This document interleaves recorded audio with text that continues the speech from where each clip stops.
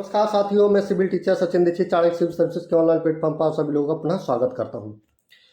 साथियों, आज हम बात करेंगे निम्न पुरापाषाण काल के आगे की, जिसे हम मध्य पुरापाषाण काल के नाम से जानते हैं। साथियों, मध्य पुरापाषाण काल में निम्न पुरापाषाण काल के बहुत सारी चीज़ों की निरंतरता बनी हुई है। मानव अभी भी असभ्य है, बर्बर है, खाद्य संग्राहक है और वो शिकार करके अपना जीवन यापन करता है। परंतु साथियों, इस समय के मानव के जो उपकरण हैं उनमें कुछ परिवर्तन आया। कैसे कि इस समय का जो मानव था वो पत्थर को लेता था और उसके बाहरी आवरण को काट के निकाल देता था और बीच का जो भाग बचता था, जिसे फलक के नाम से जाना जाता था, उस फलक से उसने उपकरण बनाने प्रारंभ किए या हथियार बनाने प्रारंभ किए, जिसके कारण शिकार करना पहले की तुलना में आसान हो गया। अगर देखा जाए इस समय के कौन कौन से उपकरण बनाए, तो उन उपकरणों का नाम है स्क्रेपर, पॉइंट और बोरर। स्क्रेपर को हिंदी में कहते हैं खुरचनी और पॉइंट बोरर को कहते हैं बेधक और बेधनिया। लेकिन इस समय का जो बहुत प्रसिद्ध उपकरण था, जो बहुत ज़्यादा यूज किया जाता था, उसका नाम था स्क्रेपर अर्थात खुरचनी। साथियों, अगर हम देखेंगे कि जो पहले के उपकरण है, निम्न पुरापाषाण काल के उपकरण हैं, वो क्वार्टजाइट के पत्थर से बनाए जाते थे।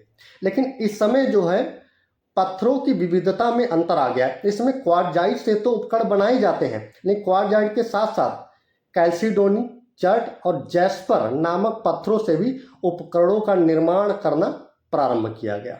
साथियों, इस काल के उपकरण भी ऊपरी गंगा घाटी, सिक्किम, असम और दक्षिण में केरल को छोड़ करके लगभग संपूर्ण भारत से प्राप्त होते हैं।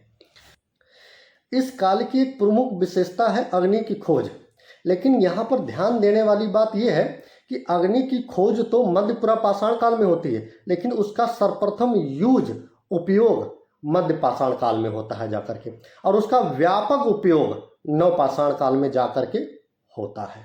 इस समय पहली बार होमो सेपियंस सेपियंस नामक मानव का आविर्भाव होता है।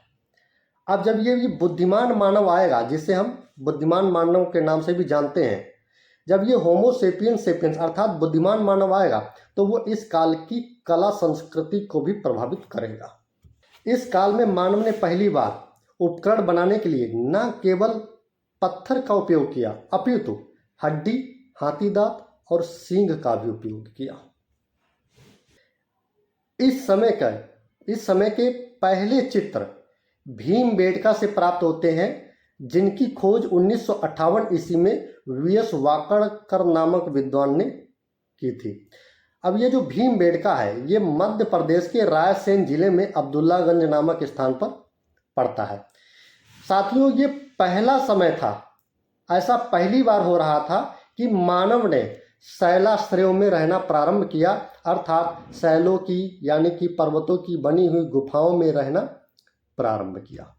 तो ये पूरा पाषाण काल यहाँ पर समाप्त होता है। तो पूरा पाषाण काल में हमने बताया, पूरा पाषाण काल के 3 भाग थे: निम्न पुरापाषाण काल, मध्य पुरापाषाण काल और उच्च पुरापाषाण काल। पूरा पाषाण काल के तीनों भाग समाप्त हो जाते हैं। अब इसके आगे कल हम चर्चा करेंगे मध्य पाषाण काल पे, और उसके बाद हम चर्चा करेंगे नवपाषाण काल पे, और नवपाषाण काल के बाद जो पाषाण काल का चैप्टर है वो समाप्त हो जाएगा। उसके बाद हम लोग आ जाएंगे सिंधु घाटी की सभ्यता पे।